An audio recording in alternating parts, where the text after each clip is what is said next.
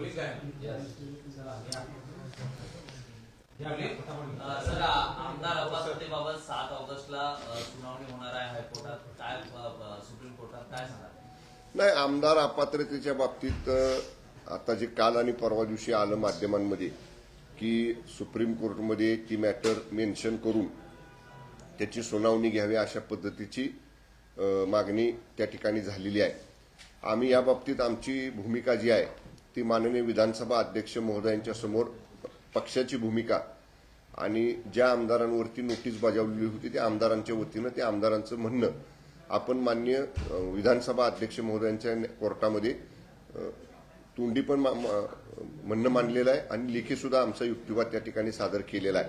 आणि त्यानुसार माननीय विधानसभा अध्यक्ष महोदयांनी शिवसेना पक्षाच्या बाबतीतला आणि आमदार अपात्र नाहीत अशा पद्धतीचा निकाल हा दिलेला आहे. त्याच्यावर काही लोक सुप्रीम कोर्टमध्ये गेलेले आहेत. जी आमची न्याय बाजू आहे, जी आम्ही माननीय विधानसभा अध्यक्षांच्या समोर मांडली, तीच बाजू तेच म्हणणं आम्ही माननीय सुप्रीम कोर्टाच्या समोर मांडू. आमचे सिनियर काउन्सिल दिल्ली सुप्रीम कोर्टमधले आहेत ते आणि आमचे सगळे जे कायदेशीर सल्लागार आहेत ते या बाबतीतलं विस्तृत म्हणणं हे माननीय सुप्रीम कोर्ट समोर आम्ही सादर करू. आणि आमची जी न्याय बाजू आहे, आम्ही कुठलीही चुकीची गोष्ट, नियमबाह्य गोष्ट आमदार महोदय यांच्याकडनं आमच्या झालेली नाही. त्यामुळे आमची जी सत्याची बाजू आहे ती आम्ही मांडू. आणि मला विश्वास आहे की माननीय विधानसभा अध्यक्ष महोदयांनी ज्या पद्धतीनं आम्हाला अपात्र ठरवलेलं नाही तसाच न्याय आम्हाला माननीय सुप्रीम कोर्टामध्ये सुद्धा मिळेल. काल जाहिरातीवरती एकूणच जाहिरातींवरती 270 कोटींचा जी शासन निर्णय हा निघाला आणि यावर विरोधक आता पद्धतीने टीका करताना पाहायला मिळत आहे. सरकारी योजनांच्या माध्यमातून सरकारी तिजोरीवरती डल्ला मारत असल्याचा आरोप हा व्हिडिओवरती केलेला आहे. ते विरोधी पक्षाचं काम असतंय टीका करायचं, त्यांनी टीका करू द्या. महायुतीच्या सरकारनं महाराष्ट्रामधल्या माननीय शिंदे साहेबांच्या नेतृत्वाखालच्या एवढी चांगली विकासाची कामं केलेली आहेत, इतक्या लोकाभिमुख योजना सुरू केलेल्या आहेत, त्या प्रत्येक लाभार्थीपर्यंत पोहोचण्यासाठी प्रसार माध्यम हे एक योग्य या ठिकाणी आपल्याला माध्यम आहे की त्या पद्धतीनं सामान्य माणसांना माहिती झालं पाहिजे की आपण कुठल्या योजनेसाठी पात्र आहोत, आपण कशा पद्धतीनं या योजनेचा लाभ मिळवू शकतो. जी चांगली कामं या सरकारनं गेल्या 2.5 वर्षामध्ये केलेली आहेत ती सुद्धा कामं लोकांना माहिती झाली पाहिजेत. त्यामुळं लोकांच्यासाठी हा खर्च आहे की सर्वसामान्य लाभार्थींना त्या योजनेमध्ये जास्तीत जास्त सहभागी होता आलं पाहिजे. अशा योजना आणतानाच माननीय मुख्यमंत्री महोदयांनी काय सांगितलंय की एकही लाभार्थी जो पात्र आहे वेगवेगळ्या विविध योजनांना, तो पात्र लाभार्थी वंचित राहू नये, प्रत्येकाला लाभ मिळाला पाहिजे. आणि त्याच्यासाठीच जाहिरातीच्या माध्यमातून लोकांपर्यंत पोहोचणं याच्यासाठी केलेली आपण ती तरतूद आहे. साहेब, दुसरीकडे आपण पाहिलं तर संजय राऊतांनी टीका केलेली आहे दोन्ही सत्तांतर म्हणजे शिवसेना आणि राष्ट्रवादीचं सत्तांतर होत होतं त्यावेळी त्यांचे पक्षनेते म्हणजे एकनाथ शिंदे आणि अजित पवार हे वेषांतर करून दिल्लीला येत होते. शिंदे तर मौलवी होऊन त्या ठिकाणी अमित शहाना भेटायला गेले होते अशी टीका करण्यात आलेली आहे. अहो, संजय राऊत कधी बोलले तर ते खरं ठरले असं झालंय का? मी प्रत्येक वेळा तुम्हाला विचारतो, त्याला कोणी सांगितलं? आणि मौलवीचा वेश आणि कसला वेश अशा पद्धतीनं वेषांतर करून जाण्याची माननीय मुख्यमंत्री एकनाथजी शिंदे साहेबांना आवश्यकता नाही. त्यामुळं संजय राऊत मन घडण कहाण्या करत असतात, त्यांना जे वाटेल ते म्हणतात. आता म्हणतील मौलवीचा वेश केला, उद्या म्हणतील ख्रिश्चन फादरचा वेश केला, परवा म्हणतील आणि एखाद्या साधूचा वेश केला. त्यांना काय मनाला येईल, तोंडात येईल ते संजय राऊत बोलतात. त्यामुळे मला विनंती करायची आहे की संजय राऊतांच्या बोलण्याकडे राज्यातल्या देशातल्या जनतेनं गांभीर्यानं पाहू नये. याला जोडून आहे की त्यांनी बनावट ओळखपत्र वापरली. कुणी अजित पवार कुणी यांनी खासगी चर्चेदरम्यान असं सांगितलं की मी बनावट नाव घेऊन जात होतो, मी मास्क लावून जात होतो. असं कोण म्हटलं? अजित पवार असं आहे त्याचा व्हिडिओ वगैरे काय? असं म्हणाले कोण नाही. हे बघा, मला त्याची व्हिडिओ दाखवा, त्याचा ऑडिओ असला तर दाखवा, मग आम्ही त्याच्यावर बोलू. तुम्ही म्हणणार असं म्हणले, हे बघा, त्याला काय तुम्ही पुरावा असेल तर दाखवा ना, सांगा ना मला.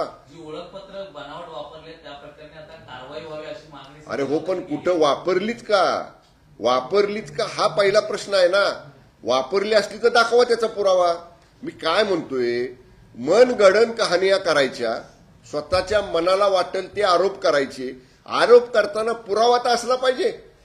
समजा एक अबकड व्यक्तीचं तुम्हाला बनावट ओळखपत्र सापडलं, ब कड व्यक्तीचं बनावट तुम्हाला बोर्डिंग पास सापडला, दाखवा, त्याचा फोटो दाखवा, ते काहीतरी त्याचं काय व्हिडिओ शॉट असला तर तो दाखवा. हातात काय पुरावा नाही, काय दाखवायचं नाही आणि उगाचच सांगायचं कुणी काय वापरलं, कुणी कुठलं नाव वापरलं. म्हणून मी सांगतो, ह्या मनगडन कहाण्या हे संजय राऊत रोजच्या रोज बोलत असतात, आम्ही त्याच्याकडे गांभीर्याने बघत नाही. ओके, मराठा आरक्षणाच्या बैठकीला, सर्वपक्षीय बैठकीला नाही, मला निघायचंय. महाविकास आघाडीचे नेते आले नव्हते, मात्र या विरोधात आज केरे पाटलांनी मातोश्रीच्या इथे आंदोलन केलं. त्यावेळी अंबादास दानवे म्हणालेले आहेत, जी सरकारची भूमिका आहे त्याचा आम्हाला म्हणजे त्याला आमचा पाठिंबा आहे, सरकारची भूमिका घेते त्याला आमचा पाठिंबा असं त्यांनी स्पष्टपणे सांगितलं. कसं पाहताय? नाही, माननीय विरोधी पक्ष नेते अंबादासजी दानवे साहेब जे आज बोलले, त्यांनी बैठकीला यायला पाहिजे होतं ना. त्यांची खुर्ची रिकामी होती, त्यांच्या खुर्ची समोरची नेमप्लेट तशीच होती बैठक संपेपर्यंत. त्यामुळं ज्यावेळी जो प्लॅटफॉर्म आहे जिथं आपल्याला आपली अधिकृत भूमिका मांडून ती रेकॉर्डवरती घ्यायची आहे, त्यावेळी यायचं नाही. त्यावेळी चर्चेतनं पळ काढायचा आणि पुन्हा बाहेर जाऊन काहीतरी वेगळं बोलायचं. मी तर म्हणेन की अजून सुद्धा आम्ही माननीय मुख्यमंत्र्यांना विनंती करू की जर परत एकदा सर्वपक्षीय बैठक बोलवावी लागली तर ती सुद्धा आम्ही बोलू, पण या महाविकास आघाडीच्या प्रमुख नेत्यांनी त्या बैठकीला आलं पाहिजे. बैठकीमध्ये अधिकृत म्हणणं आपलं मांडलं पाहिजे, ते मांडलेलं अधिकृत म्हणणं रेकॉर्डवर आलं पाहिजे.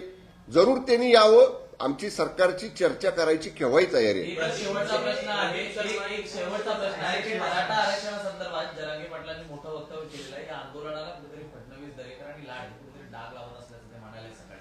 नाही, मी माननीय मनोज दादांना वारंवार विनंती केलेली आहे की अशा पद्धतीनं वक्तव्य करून सरकारमध्ये आणि आंदोलनकर्त्यांच्या मध्ये गैरसमज निर्माण होईल, अशा पद्धतीचं वक्तव्य दोन्ही बाजूने टाळलं पाहिजे. आमच्या बाजूने टाळलं पाहिजे, त्यांच्या बाजूने टाळलं पाहिजे.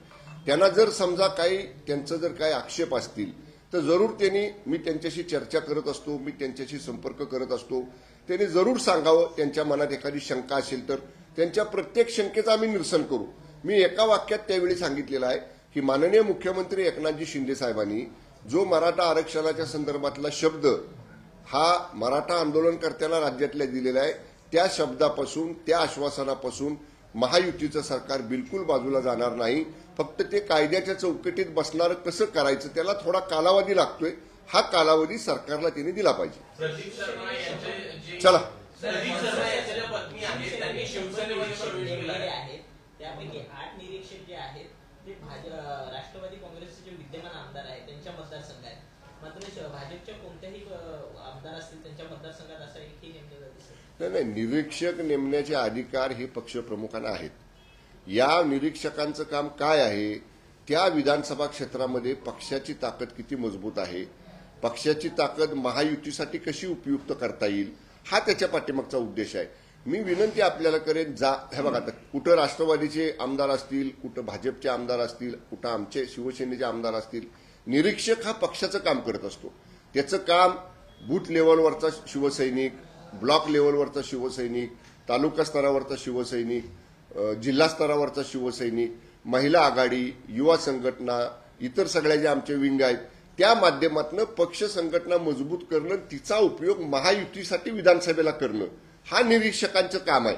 त्यामुळे असा गैरसमज कुणी करण्याची आवश्यकता नाही की शिवसेना भारतीय जनता पक्षाच्या मतदारसंघात निरीक्षक नेमते, शिवसेना राष्ट्रवादी काँग्रेसच्या मतदारसंघात निरीक्षक नेमते. निरीक्षक हे पक्षाचं जसं काम करतात पक्षवाढीचं, तसंच निवडणुकीच्या वेळी महायुतीमध्ये जे ठरल त्या महायुतीच्या निर्णयाला कसा फायदा होईल हेच काम पक्ष निरीक्षकांचं आहे. धन्यवाद. चला, हिरेन हत्या प्रकरणातील जरा आरोपी प्लीज. प्रदीप शर्मा यांच्या पत्नीचा काल शिवसेनेत प्रवेश झालेला आहे, त्याचबरोबर त्यांच्या दोन्ही मुलींनी देखील प्रवेश केलेला आहे. कसं पाहता, यामुळे शिवसेनेत नाराजी आहे, तर दुसरीकडे आपण पाहिलं की अनेक टीका देखील होताना विरोधकांकडून पाहायला मिळते या पक्षप्रवेशामध्ये. पक्षामध्ये पक्षाचे विचार, पक्षाचं काम गेल्या 2.5 वर्षामध्ये राज्यामध्ये शिवसेनेनं माननीय शिंदेसाहेब, मुख्यमंत्री एकनाथजी शिंदे साहेबांच्या नेतृत्वाखाली केलेलं काम, यामुळे प्रभावित होऊन अनेक नेते हे येत असतात. अनेक सामाजिक क्षेत्रात काम करणारे अनेक लोक पक्षामध्ये प्रवेश करत असतात. तसाच हा प्रवेश झालेला आहे. त्यामुळे या प्रवेशामध्ये त्याला अशा पद्धतीचे किनार लावणं योग्य नाही. धन्यवाद. Okay, thank you. अरे बाबा.